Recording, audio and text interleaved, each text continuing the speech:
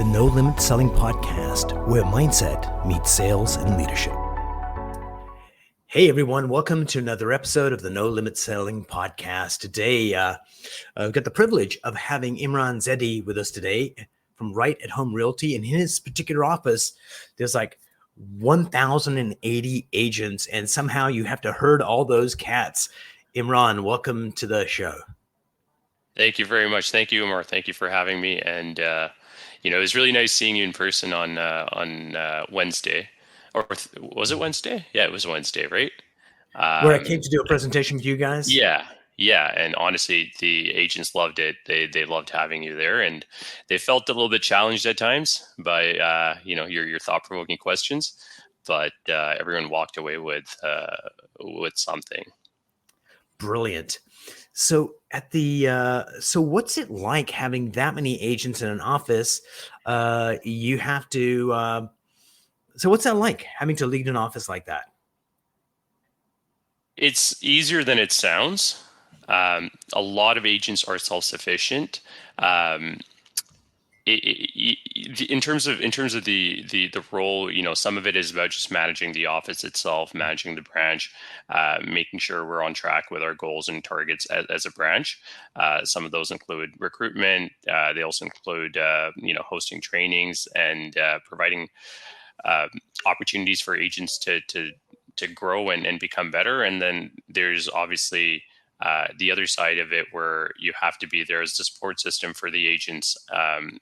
If an agent is doing not a lot of business and they're seeking to do more than what they're currently doing, being able being there for them and making sure that you come up with a plan and figure out maybe what has gone wrong for them, and how they can essentially get more sales, get more transactions under their belt.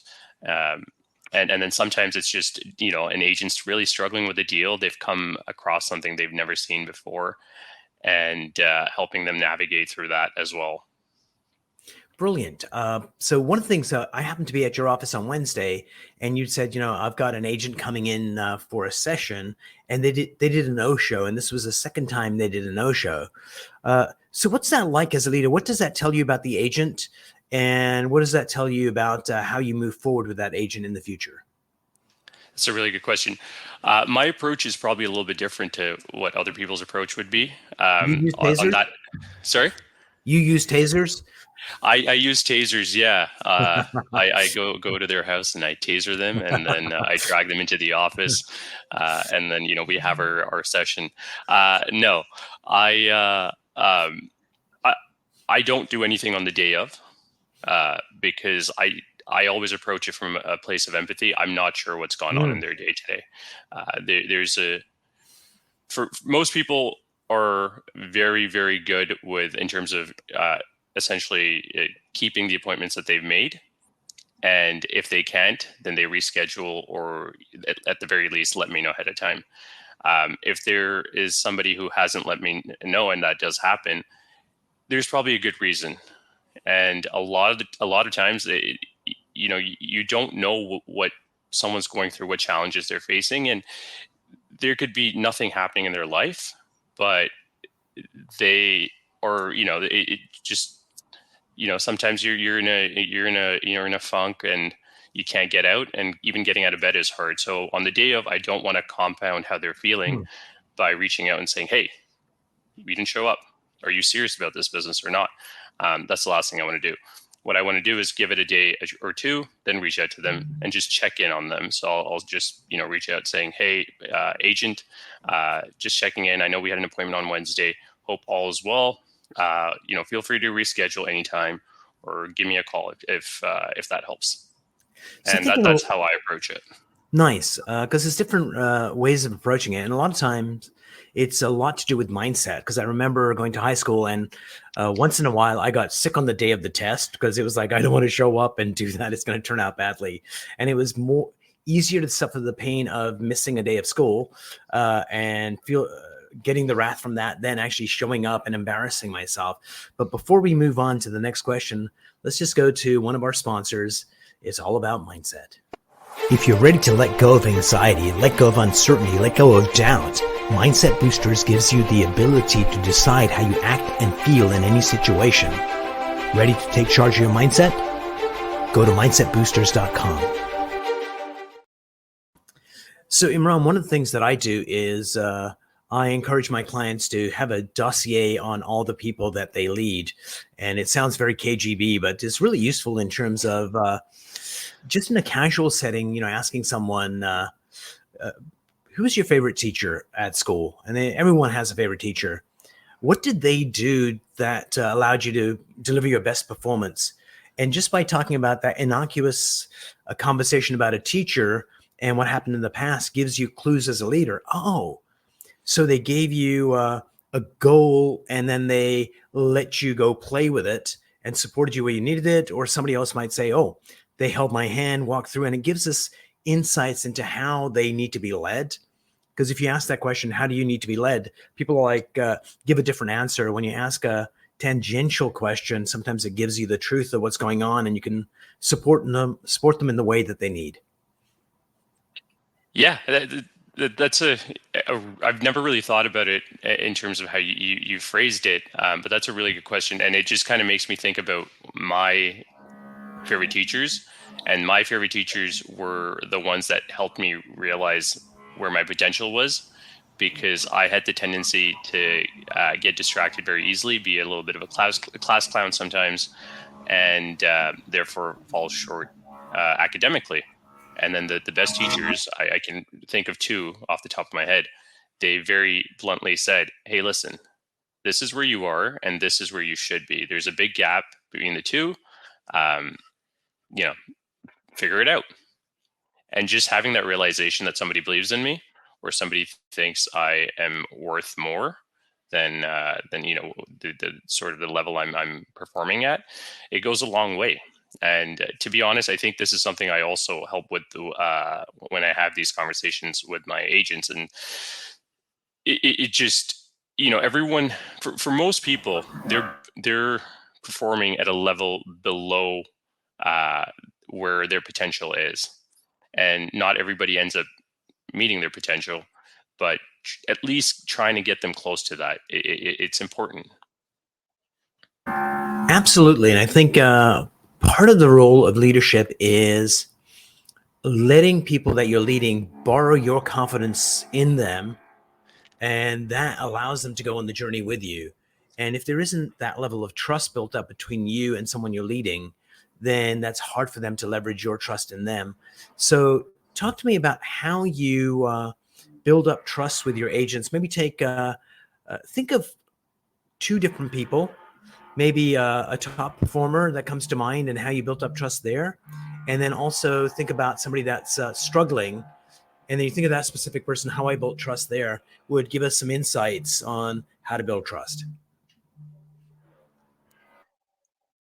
Yeah, the top performer is an easy one, because the top performer usually leans on you for something very specific, and they when they approach you, they don't approach you with from a hierarchy perspective, because they already have a lot of self-belief and confidence. Their portfolio speaks to that. So you have to show they'll want something very specific from you, and it could be help with maybe just a direct mail campaign, just as an example, and how to do that, because they've never done it, and then you try and come up with a plan for them, or they're trying to upskill themselves technologically, and you try and help them with that.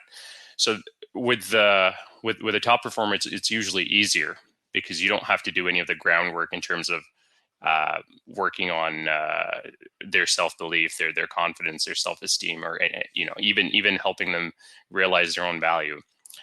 And then working with somebody who's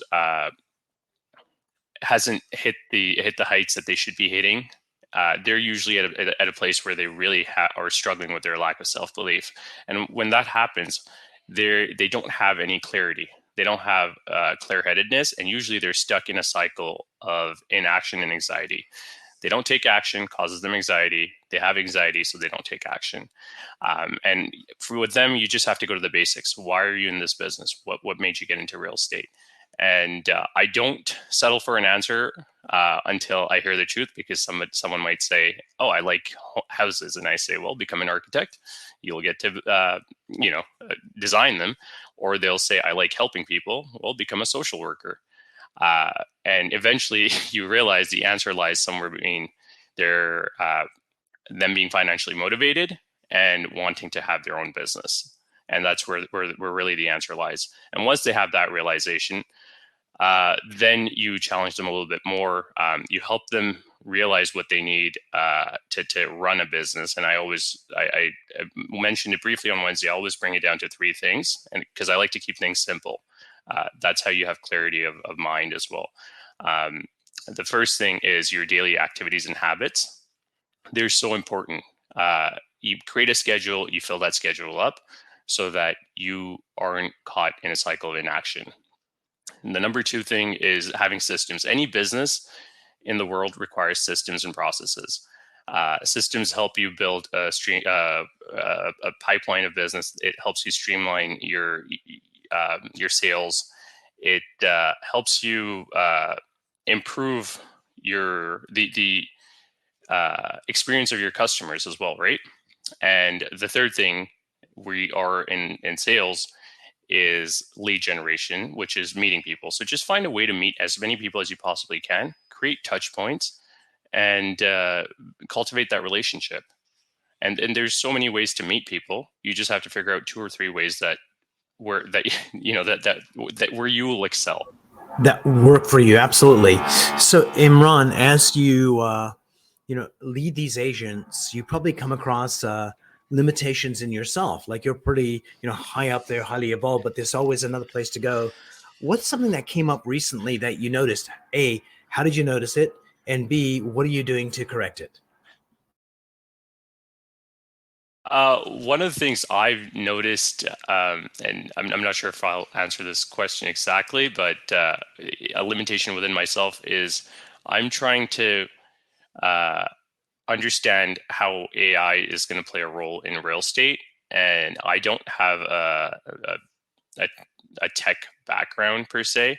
I have an economics background, so it's all new to me, but that's something I'm actually actively trying to upskill myself in so that I can help pass that on to other agents or use it for myself as well, right? I already use small things like ChatGPT, but there's more to AI than that. I learned about a new app called AI, which is AI Contact, I think it's called, which helps you when you make videos, which a lot of realtors do, helps you maintain eye contact or corrects your eye contact with the camera.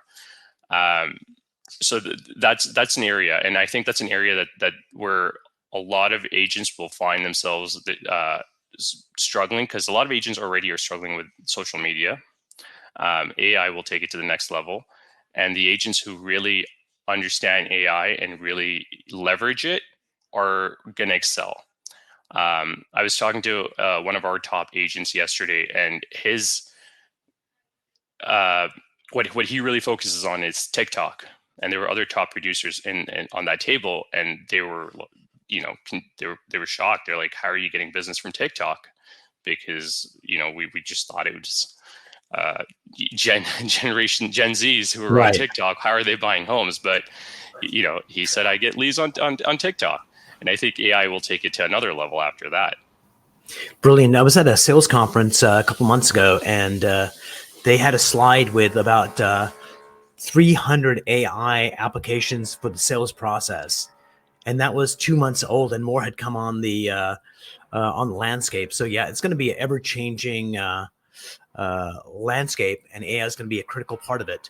So Imran, in life, things get in the way, and one of the things getting in the way today on our conversation is we've got construction going on, and all of a sudden they decided to run their router right now. So I'm going to end our podcast here because it's streaming live, so we don't irritate our guests. But thank you so much for coming on the show, and we'll do a longer conversation real soon. Sounds good. Thank you, Umar. Thank you for having me on.